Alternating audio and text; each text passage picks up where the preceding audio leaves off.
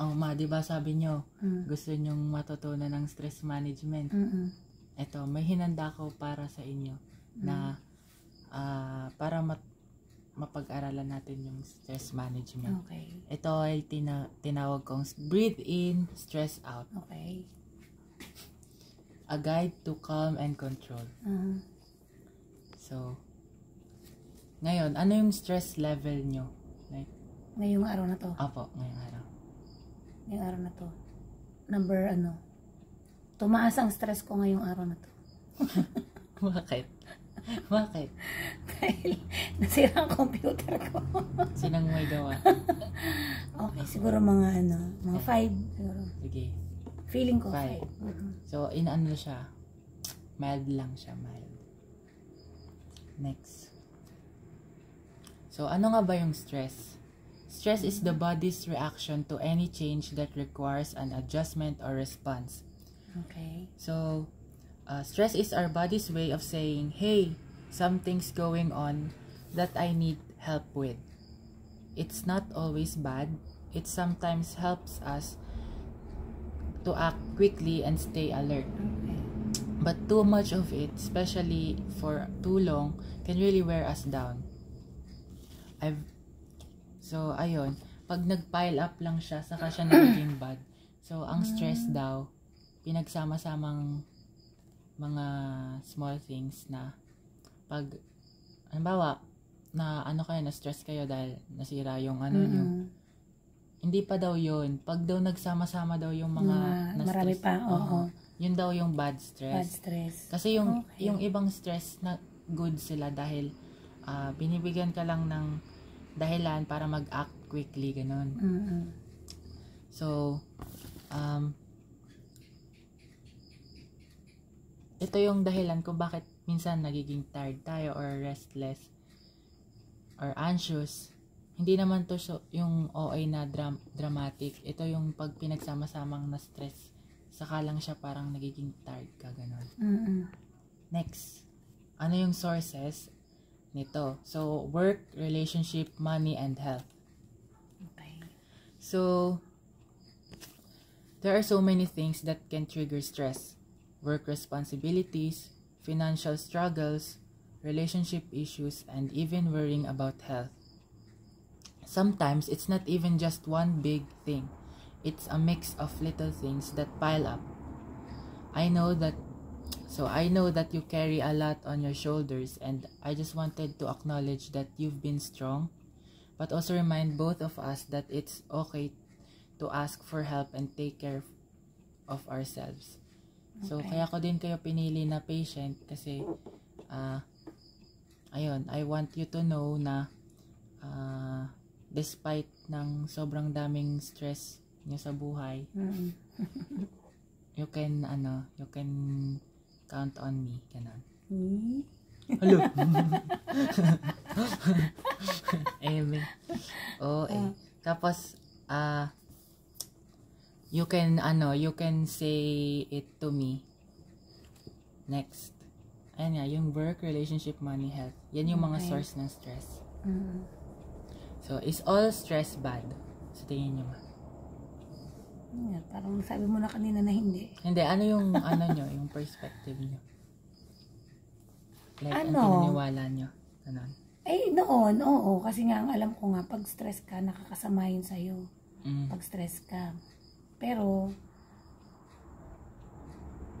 yun nga, feeling ko, nakakasama. Or, ang lahat ng stress ay masama. Yun. Yun ang pagkaalam ko. Okay. So, hindi pala porke stress, masama agad. Hindi lahat ng stress ay harmful. Not all stress is harmful. There's something called eustress, positive motivating stress. Okay. Which is the good kind. It motivates us to do well, like preparing for a big day or pushing through a challenge. Okay. So yun, parang Yung na-excite maganda. kayo. Na-excite kayo. Eustress ganyan. pa lang tawag doon. Eustress.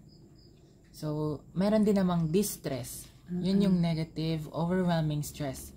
So, ito yung kind na kind ng stress na makaka-feel tayo ng overwhelmed Overwhelming tayo. stress. So, anxious tayo, and minsan napapagod din tayo, ganun, dahil dito sa stress nito. So, it's important to recognize the difference and find the balance. We don't have to eliminate stress completely, but we can manage how we respond to it. So, ito yung signs and symptoms naman ng stress. Physical signs: headaches, tense muscles, rapid heart rate, and fatigue. Okay. So, yun yung mga nararamdaman natin sa katawan natin. Yun yung physical signs. Okay. So, next is emotional signs: anxiety, irritability, feeling overwhelmed. Ayan, yung mga anxiety. Mga takot tayo sa future natin. Emotional signs siya ng stress. Behavioral signs: changes in appetite, sleeping too much or too little. Meron ba kayo ditong na nararanasan? Yes, sa mga signs na to. Yes.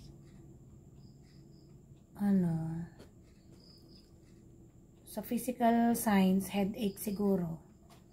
Tapos, emotional signs, anxiety, hindi naman. Irritability. Parang lang. Irritability. Yan. Madali ako mairita, kaya pagka ako yan, nakakita lang ako ng maraming hugas yung pinggan, ay ako'y naiirita na. Tapos, sa behavioral signs, ayan, siguro hindi naman nababago ang appetite ko. Sleeping too much or sleeping too little, yan. Minsan sleeping too much, minsan sleeping too little, hindi makatulog. Minsan naman, gusto tulog naman ng tulog. Yun. So, ayan, yun daw yung signs na may stress talaga kayo. Okay. Yan.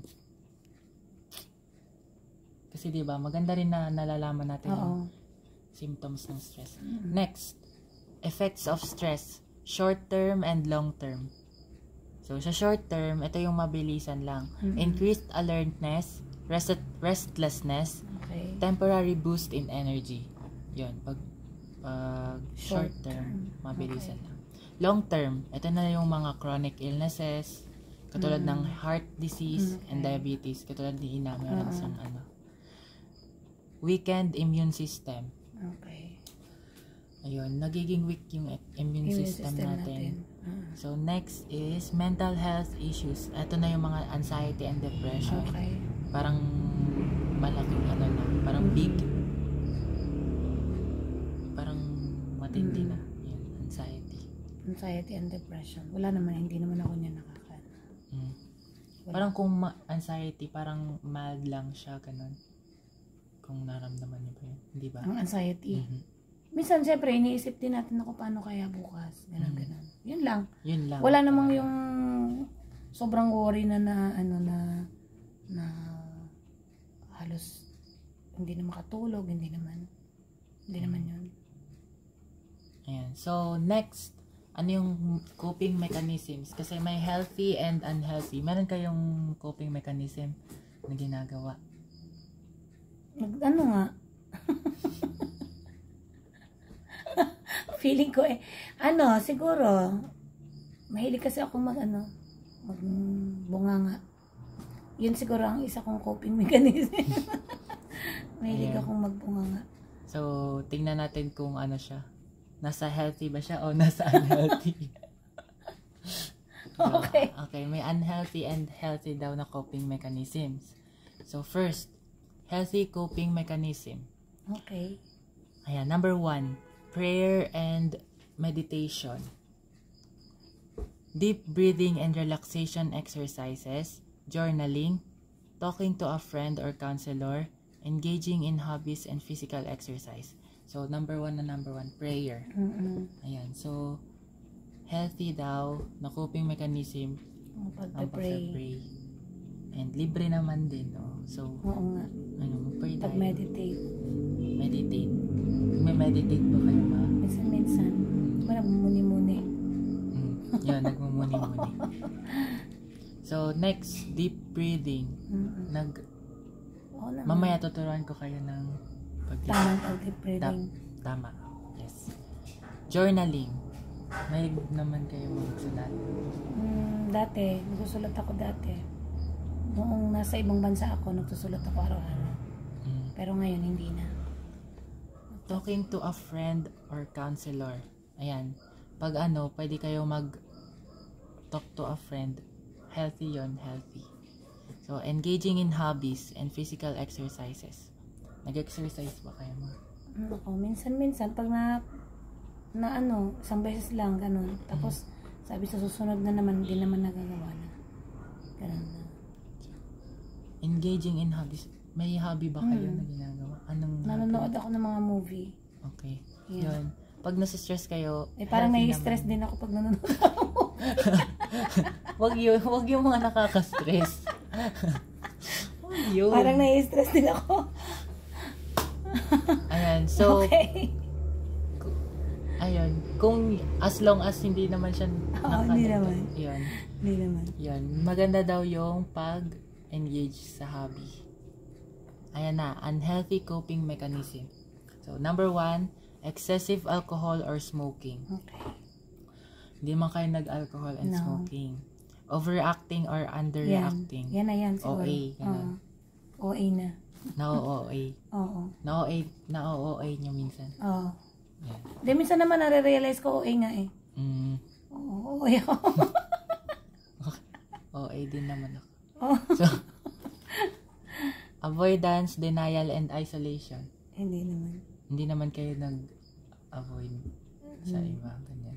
Hindi naman. Wala lang talaga akong wala lang talaga siguro akong na yung makipagkaibigan sa mga tao. Pero hindi naman ako nag-avoid na kunyari may tao yung iiwasan mo. Hindi naman. Hindi naman. So, ayan. Dito na. Quick daily stress relief techniques. So, ito na yung tamang deep breathing. Okay. Siya, deep breathing. 4-7-8 method. Inhale for 4 seconds. Okay. Hold for 7 seconds. Okay. Exhale for 8 seconds. Okay. So, try natin. Sige. Okay. Ako yung Ikaw na. magka-count. 1, 2, 3, go. Inhale. 1, 2, 3, 4. Hold. 1, 2, 3, 4, 5, 6, 7. Exhale. 1, 2, 3, 4, 5, 6, 7, 8. So, ayun. Yun yung magandang way na kahit in your daily life, pwede nyo yun gawin. Okay. Kahit saan or kahit kailan. Stretching, release muscle tension. Pwede siyang, pwede kayo mag-stretching pag kasi minsan nasa nasa mga laman-laman. Oo. Nakakaano Masarap din pa yan siya. mag-stretching. Yes. So, visualization. Imagine a peaceful place. Yan. Minsan, di ba, pag nag-imagine kayo ng isang peaceful place, nakakagaan din siya ng loob. Ganun. So, ayun, isa din yun. So, micro prayers, whispering short prayers like, God, give me peace throughout the day. Okay. So, ayun. Libre din nga. Sabi ko nga, libre din siya gawin. And, pwede mo siya gawin kahit kailan. Saan. Kahit kailan. Kahit saan, kahit kailan. Ayun. Yung mga simpleng God give me peace lang, Okay na. okay na yun siya. So, mini meditation. 5 minutes of stillness and gratitude focus. So, ayan. Sabi nyo nga, nag-meditate kayo minsan. So, ayan. Isa din yun sa quick daily stress relief techniques. Okay. So, next. Ayan. Build your own stress SOS plan. Okay. So, una, step 1. Identify your top 3 stress triggers. Ano yung mga stress triggers nyo, ma? Ayun nga. Yung Can you sa give? yung pag yung mga bata ay hindi nagpo-focus. Tapos parang napo-frustrate ako dahil ilang araw na silang natuturuan pero hindi pa rin sila natututo. Parang nakaka-stress na yun. Parang na-stress na ako na ano pang gagawin ko. Hindi ito matuto. Yun. Sa work. Siguro pagka yung mag-exam ka na tapos wala naman akong pera pa. Yung financial. Financial. Tapos, ano pa ba isa? Meron pa? Ikaw magpaalala sa akin. Kahit ano. Ano ba? Ano pa ba? Wala na, yun lang siguro. Ayun. So, doon sa 3 na yun, sa step 2 naman, pick 3 healthy responses you can practice. Ano yung pwede yung Ayun, deep breathing, prayer, tsaka journaling. Ayun. So, step 3. Make a personal stress code. Ayan, example, breathe, pray, and act. Ano yung, Ayun nga, breathe, pray, write. Ayan, Yan. tama. Breathe, pray, write. As easy at that. Matatandaan nyo yan pag na-stress kayo, tandaan nyo na pwede nyo breathe, pray, deep act. breathing ako. Breathe, pray, write. Oo. Yan. Okay. So, ayan. Can you read? You don't have to control your thoughts. You just have to stop letting them control you. Dan Millan. Anong naiintindihan? You don't have to control your thoughts. Hindi mo kailangan i-control ang thoughts mo. Wag mo lang hayaang ang thoughts mo ang makakontrol sa'yo. Yun. Siguro nga yan yung mga nagsusuicide, nakokontrol sila ng kanilang mga isip. Yun, kaya hindi na nila namamalayan na sila ay nagbibikti na sobrang daming stress. Mahirap din yun eh. Kaya parang as soon as possible talaga pag maganda rin talaga na nalalaman natin kung stress na ba tayo, kung matindi na ba itong stress natin, para ma-manage natin siya. Yun. So next, what is one thought you can give to God today instead of letting it stress you? Ano yung yun na, yung mga worries ko. Yun. Ayan. So, lagi natin nga tatandaan na si God din naman hindi naman tayo bibigyan ni God ng mga pagsubok na hindi natin kaya.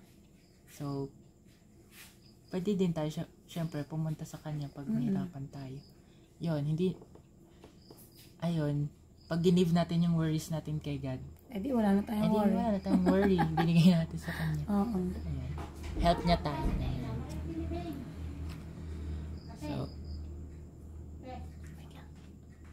So,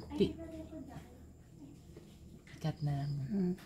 Peace I live with you, my peace I give you. I do not give to you as the world gives. Do not let your hearts be troubled and do not be afraid. John 14:27. Okay. So, dito makikita natin na yung peace na mabibigay sa atin ni God, iba siya sa mundo na makamundong peace. Yung hindi yung peace na payapa. Pero, mas deep yung kay God. So, pag parang nanghingi tayo ng peace kay God, mas magandang peace yung version niya. Ganun. So, meron ba kayong pwedeng i-share na kung anong nyo dyan? Natutunan? Dito lang sa John 14:27? Ano pwede nyo? Syempre pagka yung kagaya nga mo sabi ko sa iyo, pag yung worries natin manabigay na natin sa Kanya, tayo payapa na siguro matutulog, hindi ka na mag-iisip na ano kaya ang bibili kong pagkain bukas, ano kaya ang ko, saan kaya, may bayarin na naman ako, wala na naman akong pera, ganyan. O di, payapa ang isipan mo, wala ka nang aalalahanin. Sabi nga niyan, do not let your hearts be troubled and do not be afraid. Diba?